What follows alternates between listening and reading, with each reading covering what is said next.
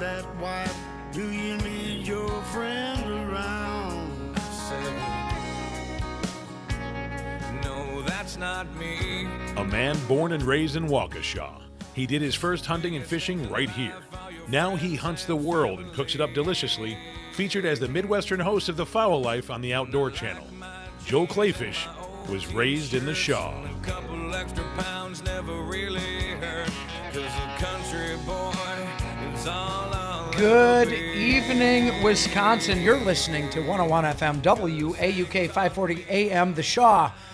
I'm Joel Clayfish, and this is Raised in the Shaw with me, Joel Clayfish. And being raised in the Shaw means you're actually really in the heart of a fantastic area to get out and hunt and fish and bring that to the table in a provider lifestyle.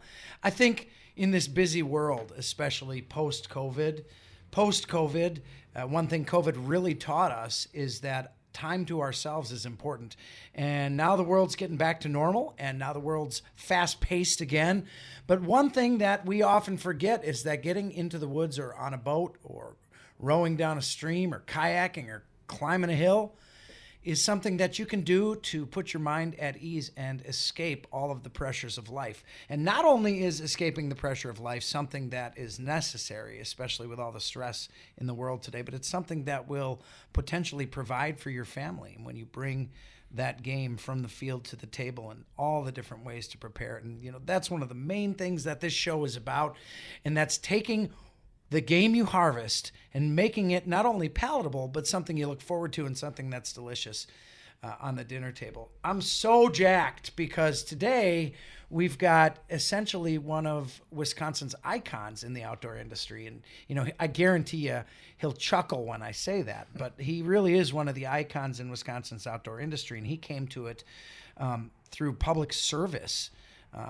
Dan Trewicki, who was the sheriff of Waukesha County, was a sheriff's deputy before that, and spent a great deal of his time, a great portion of his life, enforcing the laws and making life better for the citizens of Waukesha County. And all the time he did that, we were in touch with each other because I was working in the television news industry and then later in the legislature.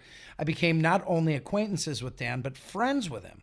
And something I didn't know extremely early on was how involved he was in the outdoors, hunting, fishing, and eating food that he harvests. And one of the craziest things about it, I wasn't into hunting before I turned 38 years old. So the relationship I had with Dan was a lot of business. And in that business, we talked criminal justice issues. I chaired the Criminal Justice Committee. And so we had a great relationship working with him through all those years. What I didn't know was how invested he was in the outdoors, so much so. I mean, you want to talk about a guy who hits all the boxes. He has his own taxidermy business, Northwoods Taxidermy, which is phenomenal and has done some fantastic work for me in the past. But he also is a worldwide hunter and a local Wisconsin hunter. He's a friend. He worked as a public servant for decades. And I'm just thrilled to pieces because now he works with the Safari Club International. We're closer friends than we've ever been. We hunt together. We talk about it. And you know what hunting is like. You talk about it as much as you do it, if not more. And he's joining us for this edition of Raised in the Shaw with Joel Clayfish.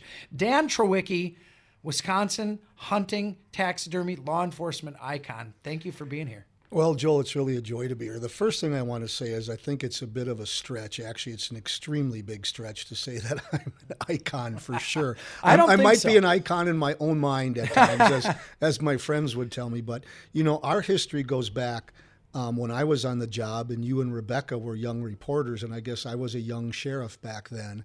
And you would both come in and we would do stories together. And, the thing I remember early on was both of yours and Rebecca's extreme professionalism, because sometimes we dealt with extremely sensitive topics, personal issues. And I dealt with a lot of reporters and a lot of news people. And, it was always the utmost professionalism on both of your parts. And that gained my respect and opened my doors to both of you. And then, like you said, we were just lucky that it continued to flourish. And I was out of office when I retired, and then we became friends and stayed friends. And I'm just really appreciative of it and happy about it. So one of the questions I get very often is, Joel, how you entered hunting so late in life at 38? You know, I didn't have the role models to look up to when I was a kid as far as hunting went. I had a fantastic father. He was great, a great mom, but they weren't into hunting. So that's something I wasn't really exposed to until I was about 38 years old. And then you could say that was the end of it. I mean, I got into it in spades, and that is my life now. Right. And the joy of my life. What got you into hunting? How did you start into it? So funny enough, my father did not hunt either. He fished and he would take me fishing, but my mother's brother from Shawano, Wisconsin, my mom grew up in Shawano, was a hunter his whole life, and he knew my interest. I grew up in Brookfield, but I grew up in Brookfield hunting and trapping. I would run a trap line in the morning before going to high school, and trying to shoot rabbits and pheasants with my bow.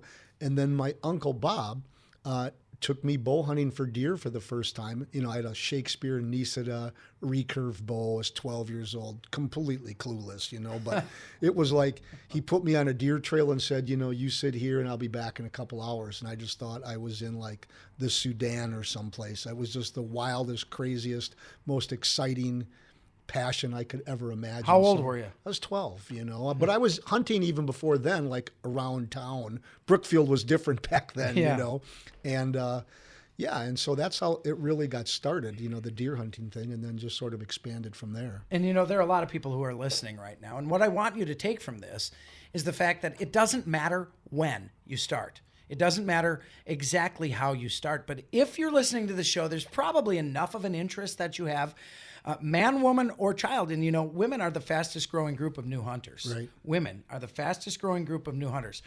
Don't be afraid if you don't have the experience, no matter the age. The example from Dan and me is that you can come up in it, or you can start it later in life, and it can be a gigantic part of your life. You don't have to don't be afraid. Ask somebody. I'm going to steal a little phrase that the Masons use, and they have it on their bumper stickers. It says, "To be one, ask one." Mm-hmm. And I'm not sure exactly what it means for the Masons and the Grand Lodge over there, but I can tell you when it comes to hunting and fishing, anybody who has concerns about the resource, wants to take food from the field to the table, they're going to be willing to talk to you and be willing to get you interested in hunting. And I think that that's something I know you've done in your life. And I know the mentored hunting laws in the state of Wisconsin are very helpful to that. And new hunter, first-time hunter, and you can hunt in Wisconsin without going through the hunter's safety. Right, you with can the hunt mentored hunts now. It's fantastic. And I know that's something super important to you, is getting people who haven't had the experience out into the outdoors to try it for the first time. Because I have never taken a person who hasn't gone and loved it. So funny enough, you and I both worked on some of this legislation that eliminated the hunting age in the state of Wisconsin. So my daughter, Abby, who's 28 now, I started taking her when she was almost 3. Now, we would go goose hunting. She didn't hunt, of course, because she couldn't legally hunt, but she would go with me. I would pick these bluebird days, 65 degrees, put the decoys out, blow on a goose call. She'd see a bunch of geese flying over. We would have puppets and snacks, and it's bottom line, it's got to be fun. And then we worked, because back then the hunting age was 12. And so I started taking her down to Texas when she was 7 because she could legally hunt down there, and so on it, game ranches and exotic hunting. And that's how she started. And that sort of instilled in me a love of taking brand new people out and getting them involved. Yeah, and I think that reminds me so much of when I take Violet out. I will have the blind set up with a table set up in it with breakfast that I'm heating over the little buddy heater. You can make it completely comfortable for the new hunter. And I think a lot of that experience, look, if you take somebody, especially a child, and they're cold the whole time, they don't want to go hunting again. Right. The enemies to a failed hunt are cold, too cold, uncomfortable, not a decent place to sit. And there are enough species in Wisconsin. Turkeys come to mind, and we're going to go into break here pretty quick, but Dan brought along with him a box call that's got a bunch of hash marks etched into it, and I'm going to have him explain what those hash marks are from and what that box call has been through the years. Now, I'm more of a mouth call person, but you can't argue with results, and Dan's box call has got results on it. So we're going to talk about that when we come back. We're going to get into South African hunts that Dan and I have both been on. to the same type of place. Then we're going to talk about the Safari Club and a little bit of what they have done to ensure that hunting remains something that people are not only allowed to do, but to help flourish species. And that is what this show is about, encompassing everything from hunting, fishing in the great outdoors to taking it to your table and making sure that everybody out there has an opportunity to do that. I can't think of someone who's more exciting to sit across from me than Dan Trewicki, because he really has experienced it all in his life so far, and I like to glean things from those who have experienced it. Folks, we'll be right back on Raised in the Shaw with me, Joel Clayfish. You're listening to 101 FM, WAUK, 540 AM, The Shaw. My Shaw, your Shaw. We'll be back in a minute. I love the way it is now. And anybody that tries to change it I love this song. has to come through me.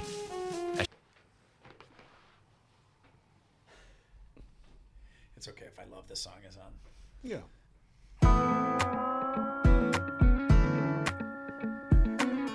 Firewood crackle in the fall air, red dirt playing on the radio, Big Dipper hanging high up there, breathe in the backwoods and let it go.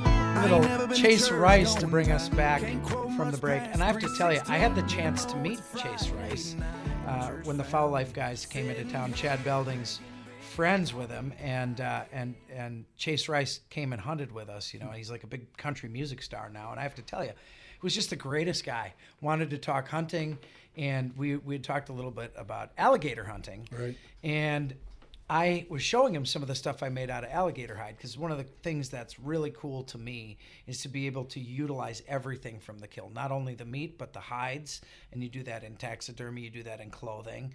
And I had made these case knife pouches out of alligator hide that when you pull it out of the pouch, it automatically opens the knife for you. Oh, cool.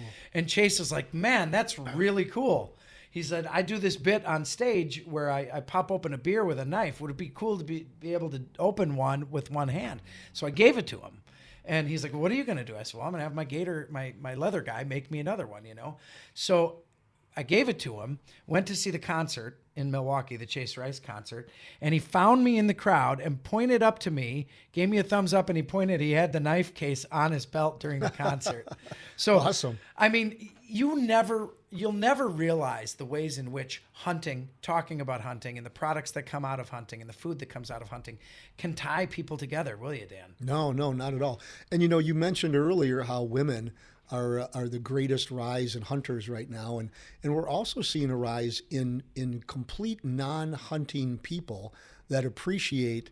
You talk about homegrown food and organic food. There simply is none better, and there are people who want to get involved for the aspects of the protein and the aspects of the homegrown organic food, and none better. You just hit on a quintessential point that I love to talk about right now. In hunting, in the hunting world, there are opportunities to change minds, grow mindsets. And we are right now at the pinnacle of one of those, where philosophies from different sides of the spectrum are bending around and meeting each other. You just said it. There's nothing more organic when it comes to meat than organically harvested game. And, you know, let's be honest. If you go to a grocery store and you buy meat, that meat was raised in a scenario to be slaughtered to end up in the grocery store. Anything you hunt wild is living a free life, living a free open range life until you harvest it and bring it to the table. This is a real, you know, as the parents used to say in the 80s, this is a learning moment. This is a teachable moment. Yeah, I mean, let's be quite honest. From the beginning of time, we're hunters and gatherers. That's how we evolved, you know, and the fact that we have gotten away from that. We've gotten to the point that people don't understand that a hamburger comes from a cow. You know, they don't quite get the relationship, you know. And so as hunters and gatherers, you know, we harvest our own game, we eat our own food, but I also feel like we have a responsibility to explain that to the non-hunting people, you know, in a very fair and objective way, without being condescending or without being, you know, critiquing what somebody else chooses to do. You're taking the point that I was just going to make. Now is a time of opportunity, and somebody who doesn't agree with each other politically very often leads to people on both sides being defensive. Right. Now is not a time to be defensive. Now is a time to embrace somebody who's curious about bringing their own meat to the table. Now is a time to say, look, you may not have experience in this. Let me show you, and set aside the different philosophical disagreements you have, because you do have this in common. And we're at a point right now where we can cherish those similarities of bringing organic meat to the table. And it doesn't matter necessarily with somebody if I agree with them under any circumstances. If we've got hunting to talk about, we've got something to talk about for hours. And I think we as people who are dyed-in-the-wool hunters and the potential new hunters from whatever background or philosophy they come, it's incumbent upon us to welcome them into that tent and welcome them into that fold.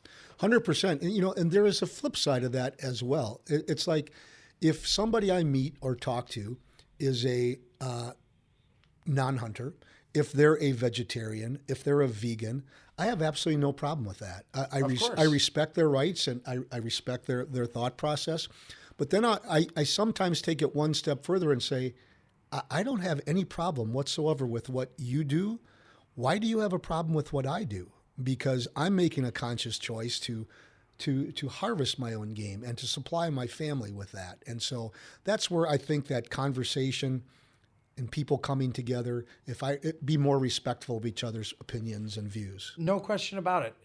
Be respectful. And on the other side of it, I have to admit, there are some hunters, and I'm guilty of this myself, where I want to stand my ground sometimes instead of objectively looking at someone else's perspective. True. And I think in hunting, in life, in business, in sales, whatever. In politics, whatever sure. industry you're right. in, it is incredibly helpful to look at things through other people's eyes. And I think that is going to be what helps coalesce.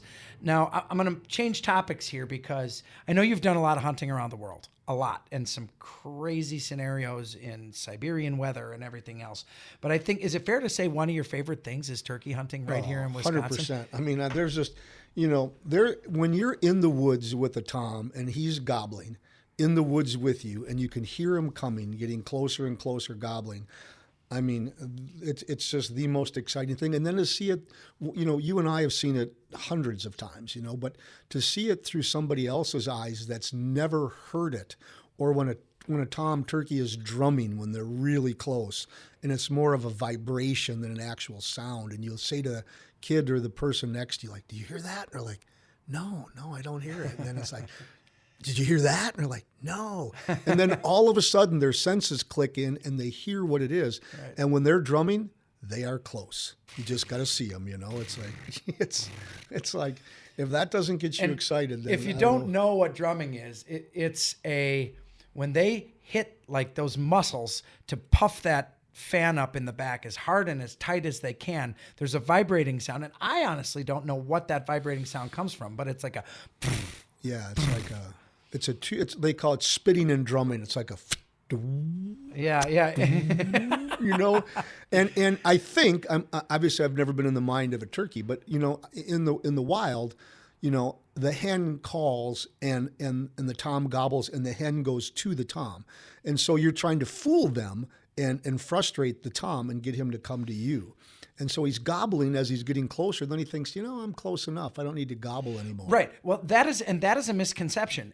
In the breeding process of turkeys, the tom does not go ultimately to the hen. The hen chooses. Right. The hen goes to the tom. So the toms will come close-ish out of curiosity or trying to find where the hens are. But it's ultimately the hen's decision.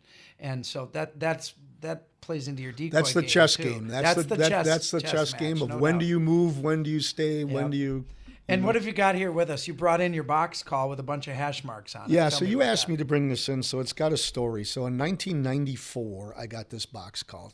It's a Grand Old Master Quaker Boy box call. And I shot a couple turkeys. And then for whatever reason, I thought, I'm going to take the spur of a turkey. They've got this little spur on the end of their foot, and I'm going to make a notch on the box call because I think it'd be sort of cool. Maybe I'll get 6 or 7 notches or something, And then I just kept doing it. And they're not all mine. Like the majorities are probably birds I called in for other people, and then I would just notch them.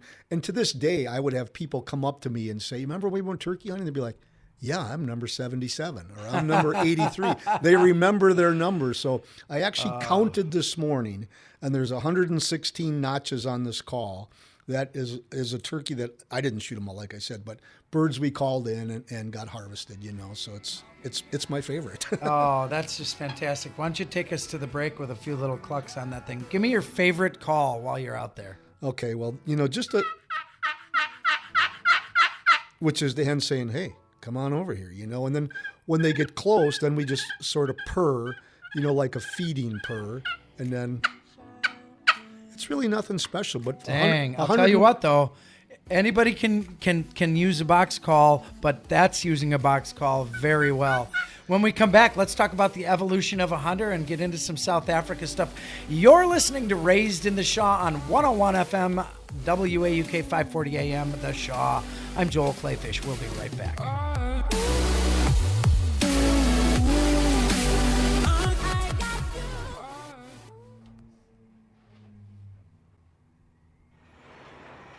Baby, I'm gonna be fine. It's not that bad out here. I'm all right. Just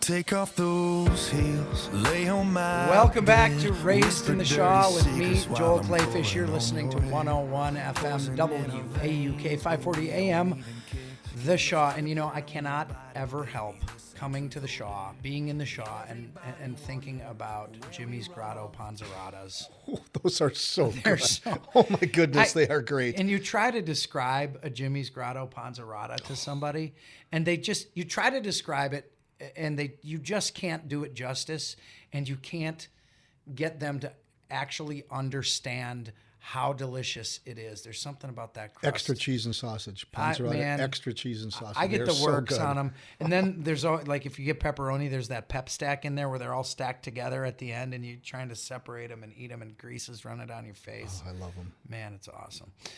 We got Dan Trowicki with us today. He's a longtime member of Safari Club International. He was a longtime member of law enforcement in the state of Wisconsin, and I would say probably one of the most experienced hunters that I know, and has a love and a passion for it that bleeds off to those around him. And fortunately, whether he likes it or not, I have been at his side enough to glean some of that joy and excitement about hunting. And as you know out there, if you know anything about me, you know that I cherish my time afield. And you know, Dan took us to break talking about taking folks turkey hunting, and I want to just start this segment with kind of the evolution of the hunter. And when you do start hunting, those first kills you get, the first harvests you get, are the most exciting. But it's really not that long into hunting where you start, where a more important or something that sits more heavily on your mind is sharing it with people. And I think, you know, you and I think we are at the stage, no question, that we get more excitement taking somebody hunting. Yeah, by far. You know, we talked about, you know, turkey hunting, all those notches on the call, etc. Probably the most fun I have ever had turkey hunting goes back probably 10 years ago. And I was still on the job. And so a bunch of the friends from work, their kids were coming up. And so that season I took 6 different kids in one season, youth hunting, you know, throughout the different blocks of the season. And we killed 6 toms. Yeah. I mean, that was a lot of early mornings crawling, and I think for every kid it was their first turkey. Wow. You know, and so that was just the best. Do you ever? And I have to. I mean, I've taken kids. I've taken adult men, adult women. I have to say, and I'm not, guys. I'm not trying to throw you in front of the bus here, but I got to be honest. I think women are innately better shooters than men, right off the bat. Not only that, I think they have a tendency to listen better because they've, you know, I think a lot of, and I'll use myself as an example. We like to think we know everything there is to know about everything, and in fact, women are much more. They have a tendency of wanting to listen and learn and be objective and open-minded, Not that men aren't, but it's just, Well, but my experience with taking, and I've taken a number of women, including my daughter, and adults hunting, and they're just spot on. They're just really good. And look, I live with a woman who's a very driven woman, and I have learned throughout life, women are just better at just about everything. And I'm okay saying that. I'm just okay, perfectly okay saying that. The experience you have when somebody's sitting next to you, and that Tom comes out of the woods on the corner of the field opposite you, and you see eyes light up like you've never seen before. It's a look on people's face like you've never seen before. And I always tell everybody that look, I mean, I can't believe people's eyes don't dry out, because I swear they don't blink. Getting that Tom to your decoys or within range of shooting can be a 2-minute ordeal, a 1-minute ordeal. They can be sprinting to the decoys, or you can watch that Tom dancing in the corner for hours. Right. Not going to move. Wondering what you need to do to get him to get closer within range. But the person you're taking is just eyes peeled, staring at that bird. And then when it finally, and very often it's, should I shoot him yet? Should I shoot him yet? Right. Should I shoot him yet? And you just kind of come on. Just, you want an ethical shot. You want a shot. I put my decoys at like 15 yards. I mean, they're right in front. And I like to have them close enough. And what's amazing to me, when somebody takes their first shot and they hit the turkey the right way and it flops to the ground, 95% of the time, they will stop and look at you and say, did I hit it? They watch themselves shoot the bird. They have a successful hunt, but they're looking to you to ask, you're the experienced hunter, did I hit it? Well, it's right out there for you to go grab. So yes, you did it. You did it. You got it. You got it. Super exciting. You know? And to me, it's more fun than shooting them yourself. Absolutely. I'd rather take somebody and experience it through their eyes. Absolutely. If I never shoot another turkey the rest of my life, I've got plenty, you know. That is hands down the truth. And then you hear for the next few weeks, all the people who come up and tell you, because this person's posted it all over social media. Right. Hey, man, I saw the picture of you hunting with Jill. I saw the picture of you hunting, and I am going to relate one quick story. I took a woman out hunting, Jill Kindler, a very good friend of mine's wife, and she was a bit apprehensive about the whole experience. Will I be able to shoot something? Because I always tell people, taking the life of something is a grand occurrence, and it should be appreciated and it should be understood. So when I got in the field with her, we were sitting in a little tent, and this turkey came out, and at first before the turkey came out, she said, I don't know if I'll be able to do this. And I said, that's okay. We're here to watch the show then. If something comes out, we'll watch. Well, when that turkey hit the field, she said she was ready, man. She was, reaching, when do I put the gun up? When am I able to shoot? And when she shot, the recoil kicked back at her, and we both fell backward in our chairs, and the tent flew over the top of us and blew down the field. Right. So neither one of us literally knew if she shot the turkey. And the grass was high enough that we couldn't see the turkey, but she ended up hitting it. It was fantastic. Turkey is certainly not all you hunt, Dan. I mean, you've been involved with Safari Club for quite a while, and you've been around the world. Yeah, I've been really lucky, and I've had a chance to hunt in a lot of different places, from Kyrgyzstan to Russia to Africa quite a few times. And Africa is one of those deals where, like, either you've always wanted to go there or you could care less. And I grew up reading Outdoor Life and reading these stories of Jack O'Connor and Fred Bear and all these people that have been to these exotic places. And I thought, in 1986, I thought, I just want to go there. So 86, do the math. I mean, it's a while ago, In those days, Joel, I would write a letter to the outfitter. It would take 2 or 3 weeks to get there. 2 or 3 weeks later, I would get a reply from him, and then we'd go back and forth. But I wanted to go one time my whole life. I wanted to go to Africa. I'm bow hunting, and so I went there with a friend. We bow hunted in 1986. How many times have you been back? Well, I took some people there in May last year, and that was the 16th time that I've been to Africa in general. A lot of different countries, and and I have to admit, for me, going to Africa was one of those things that was literally on my I could care less list a year ago, 2 years ago. In fact, having hunted only since I'm 38 and I'm now 50, that's 12 years. That you can pack that 12 years in Wisconsin alone. Sure. But so destination hunting wasn't really high on my list. And it was actually because of COVID that I ended up in South Africa. I had planned to go hunt caribou, Arctic caribou in Greenland, and then the COVID restrictions canceled that hunt, and we were able to pivot to South Africa. So, in fact, it's a place you've been before, Johnny Fetting Safaris. Right. I went to South Africa last August, and I have to tell you that trip changed my life, and it changed my attitude about destination hunting. Experiencing a culture halfway around the globe, with the type of animals and the type of people you can encounter is just an incredible experience. You can't put it into words when people say, "Oh, are you going to go back to Africa?" I've vowed to myself to go to South Africa once a year for the rest of my life now, if I can. I know the feeling, right. If you get an opportunity, and people say, "Well, I can't do it, it's too expensive." But if they actually look at it, you can do some destination hunts for incredibly reasonable prices. It's all relative, but yeah, I mean, it's one of the most affordable options there is, actually, and Africa to me now is way more than going on a hunt. Like when my mom was in her 70s, I took her to Africa. Wow. And we did Kruger Park and Victoria Falls. And when my niece graduated from high school, I said, "If you want to hunt, you can hunt." She was like, "No."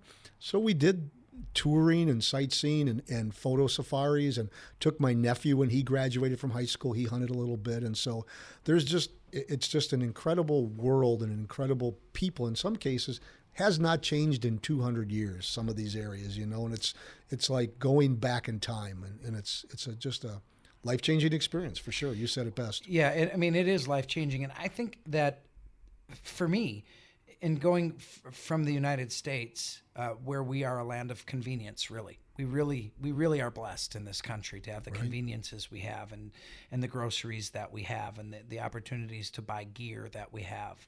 And when you go to South Africa, and don't get me wrong, South Africa is a first world country, no question, but it's got aspects of it that are frozen in time, like you said. And the service industry there, I mean, you almost do a double check and look over your shoulder when you go there, and you've got someone preparing a meal. And let's say you hunt kudu in the morning or impala in the morning, and you're having impala tenderloin or impala curry that's been prepared for you in the evening of your hunt.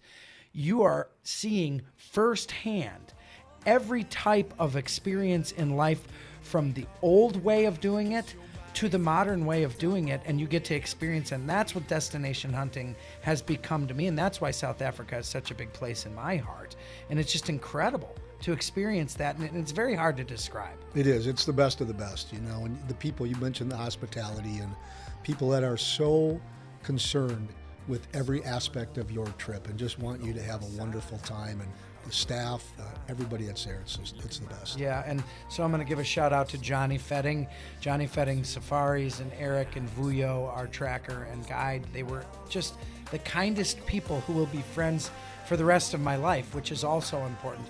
But I want to stress too, when you're on a destination hunt, soak in the culture you're a part of as much as you soak in the hunt, because that's really, at the end of your life, you're never going to say, I'm glad I didn't do it. Right.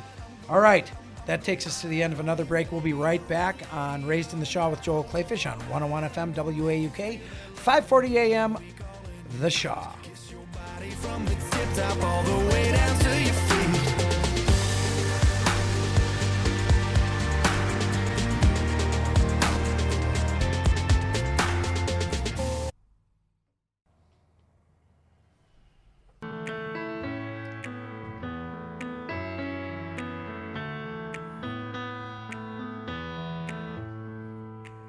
We've been to both Carolinas, seen a big Montana sky, driven up and down the coast a few times, London, Paris, paradise, but ain't got Welcome much back. memory of the scenes. That's come Chase to Rice fade. talking about all the phenomenal, fantastic places in the United States to get out and enjoy the great outdoors. You're listening to 101 FM, WAUK 540 AM, The Shaw. I'm your host, Joel Clayfish, on Raised in the Shaw. And we're talking today with Dan Trewicki. We're talking about all the incredible opportunities there are right here in the state of Wisconsin and around the world, frankly. And I think one of the things that people look at when they think, maybe I'll try hunting, maybe that's something that I'd like to get in my wheelhouse. I think quintessentially, they can look at some of the groups that are out there that have hunters, non-hunters alike involved in them. There's so many potential groups to become a part of. If you don't have somebody who can be a specific mentor to you personally, if you don't have someone in the family who wants to introduce you to it, or frankly is not experienced in it, there are so many organizations, everything from Facebook groups to Ducks Unlimited, Pheasants Forever, Safari Club International. Don't be afraid to explore some of these organizations. Very many of them are really inexpensive to join. The Wisconsin Bear Hunters Association is a great organization. Very good. Right? The Wisconsin Game Preserve Association. Get out there your first time ever trying, go in a controlled environment and try to hunt some pheasants for the first time. There are people in these groups who will help you understand it and they will make sure you feel comfortable before you're actually out there doing it. I think that there is a part of getting into hunting, because you are using firearms or archery equipment, that some people have a little apprehension about. And that's natural and that's good. Sure. Having apprehension about something that can take a life is a good thing to have. But don't let that stop you from learning about it and experiencing some of these organizations and letting them kind of show you the ropes. No, you're 100% right. And we talked earlier about Africa and all that, which is fine. And we're mentioning Safari Club International, and I'm involved with all of the chapters in the state. We've got the wild game banquet dinner coming up at Weisgerber's. And what I like most about these local chapters of Safari Club is most of our members are deer hunters, duck hunters, turkey hunters, pheasant hunters. Most of them hunt locally. The majority of them will never hunt overseas, and some of, like yourself and myself, have done that. But Safari Club is by far the number one organization to protect your hunting rights. You and I both give a lot of talks at different organizations and things, and I say many times to all of you men and women and young people out there who are hunters, the idea that we used to say in the past, I buy my fishing license, I buy my hunting license, I do my part. Those days are over, because the anti-hunters are working tirelessly to try to defeat us at every single bend and every single corner. And so you need to do more. And it's not necessarily about giving money or buying things. It's maybe donating time, taking a kid out, all the things that we've talked about. But joining an organization like Safari Club and these local chapters, the Bow chapter, which is started at Buck Rub in Waukesha. That's where it started in Pewaukee. And I want you to continue down this line. I just want to interject, though. Sam, who's running the board today and doing a fantastic job, by the way, thank you, mentioned on the way in here she's never tried venison. Right. And the Bow Hunters Chapter Banquet, which is coming up, if you haven't tried wild game, there's several different types of wild game prepared several different ways that are literally going to be on the menu at Weisgerber's Golden Mast in Okauchee. And it's a great chance, if you haven't tried wild game, to get out there and try it. Yeah, it's fantastic. Weisgerber's does a great job for us. The event is March 25th. You can go online. It's Southeast Wisconsin, SCI Southeast Wisconsin Bow Hunters, and it's SCI-SE as in Southeast Wisconsin Bowhunters.com.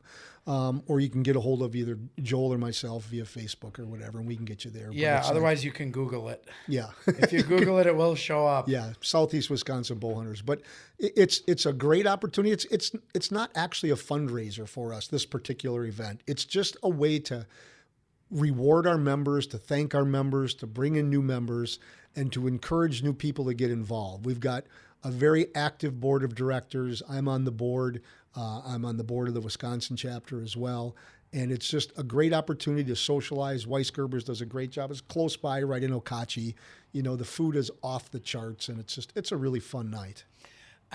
A lot of people, very often people who are apprehensive about starting something, I'm going to tell you, this group, this specific small group, the Bow Hunters, the Southeast Wisconsin Bow Hunters branch of Safari Club International, is filled with very kind people who are extremely excited about sharing their stories with you and sharing their experiences with you.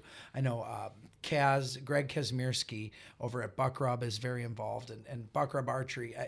This is crazy. I'm 50 years old. When I was 8 years old, I walked into Buck Rub Archery in downtown Waukesha. You want to talk about yeah. raised in the Shaw. On Bank Street in Waukesha. On Bank Street right? in Waukesha. I walked in, and I walked out of there with a recurve bow that was probably 15 pounds, 20 pounds maybe. That means the amount of torque you pull on it when you draw it back. And I used to shoot in my backyard at a cardboard box. Right. And that was my very first experience with archery with Kaz when I was 8 years old. And I'm still an archer and still a bow hunter all these years later. And it's people like that. And the reason I am, and I never hunted. I shot a bow with Boy Scouts, I think. Sure. We would have Boy Scouts would go out and do archery challenges. But I met Kaz, and just to tell you the type of person that he is and the type of folks you're going to run into here in the Safari Club, that guy went above and beyond to make me comfortable with archery equipment at 8 years old. Now, I put that away for 30 years. 30 years before I looked at archery equipment as a means to harvest something to put on the table. Right. But because of the experience I had as a child and the few experiences I had in Boy Scouts and going through it, every time I saw Kaz, he'd say, "Are you practicing? How's your bow doing? Should we look at it? Do you need a new string on it?" These are the kind of people you're going to run into, and these are the kind of people who actually proliferate the sport. And look, this show's about hunting, fishing, eating, cooking. I understand we talk quite a bit about that, but there are so many things to do to utilize the outdoors, whether it be archery or firearms or hiking, that don't involve necessarily the harvest or the kill. And those things, a lot of people really get into those things too, and we want to be perfectly clear. That's perfectly natural. And you have a place at Safari Club. You have a place at Ducks Unlimited. You have a place in these organizations that want to proliferate the species, even as a non-hunter. So don't let that stop you. Right, yeah. The other thing I want to mention, you talk about Safari Club. This event on March 25th, it's like a blue jean and flannel shirt or sweatshirt kind of event. This is not any kind of a formal deal. It's very informal, as a matter of fact. And I mean, if you want to dress up, you can, but I mean, you'll probably be the only one dressed up. So it's just a lot of local people who really love the sport, who love bow hunting, and want to make sure that we do everything we can to keep the sport going for our kids and for our kids' kids. I mean, I think that's what it's all about. Yeah, and don't let the fact, if you're not an archery shooter, don't let the fact that it's the bow hunter stop you from going either. For sure. I've had some of the best conversations about strategy when it comes to a goose field or a duck blind when I've gone to events like this too. And Dan, I know you're a big waterfowl hunter as well. Yeah, I mean, again, with my daughter a lot of times, Abby and I were hunting. We talked about Kyle Schmidt from Northwoods earlier. We were out at Kyle's duck hunting last year, and she got some wood ducks, and I sat and watched her shoot, which was just as much fun. And I took her down to Texas years ago, duck hunting and everything. So yeah, it's networking. It's great camaraderie. It's just a low-key event. But the number one thing is we're trying to make sure that people understand that we need to protect the sport that we love. There's an old axiom that says if you're not part of the solution, you're part of the problem. And I really believe that. If you're not actively participating in protecting the sport that we love so much, it's going to be gone. There's no question about that.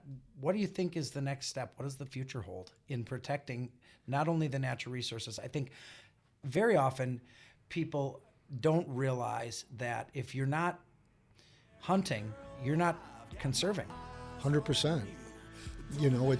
It's just so, to me, it's the youth and it's the women hunters, and getting them involved and letting them experience it. It's going to be just as much fun for you as it is for that person. If I'm guilty of anything right now, I get too excited when something's happening with one of my mentored hunters. Oh, believe me, me too. I fell off a chair and landed on a Cheeto bag and ruined a hunt because of that one time because I was excited for someone else. Our time's up just that fast. Thanks for listening to WAUK. You're listening to Raised in the Shaw with Joel Clayfish. We'll see you next time.